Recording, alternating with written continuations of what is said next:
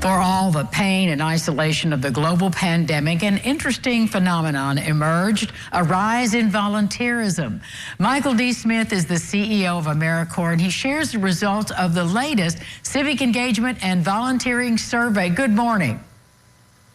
Good morning. Thank you for having me today. It's so good to hear some good news out of the pandemic. So the survey is something you do periodically? Yes, well, AmeriCorps is the federal agency for volunteering and service. So we deploy AmeriCorps members all across the country in about 40,000 locations to help out on challenges great and small. But we're also responsible for the federal call to volunteering and service. And one of the things we do is we partner with the U.S. Census Bureau, and every 2 years, we take a deep dive on what's going on with the state of volunteering and civic life in America. Well, you're smiling, so I'm guessing you enjoyed what you saw as the result. You know, I have to tell you, this research looked at the time of the pandemic. And so I was certainly a little concerned about what we would see because, you know, a lot of folks, for instance, volunteer with schools and schools were closed. So we saw some cause to celebrate, but there was also some cause for concern. On the celebration side, we found that Americans who say they informally volunteer, they shovel the walks of their neighbors, they go and pick up those groceries for the elderly, that sort of thing stayed strong and steady.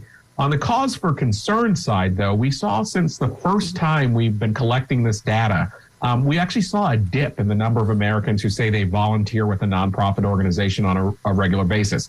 So we really need to understand what caused that, and we need to make sure that that stays a blip that happened during the pandemic and that we move in the right direction.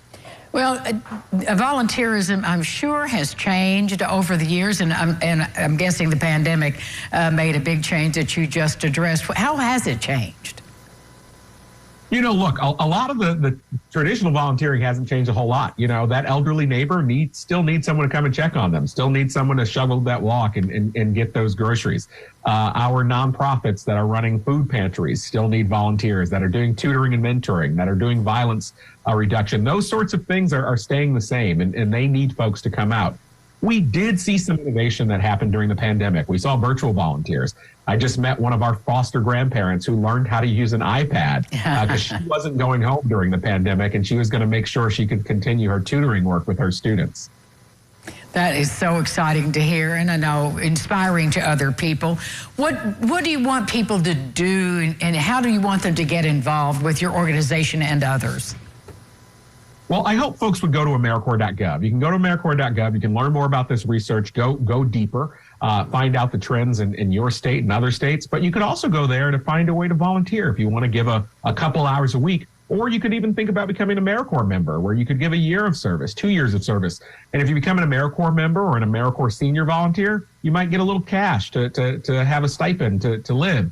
And you can get some money for your education and have loan forbearance. So no matter what you want to do, you can go to AmeriCorps.gov and we can put you on the right path.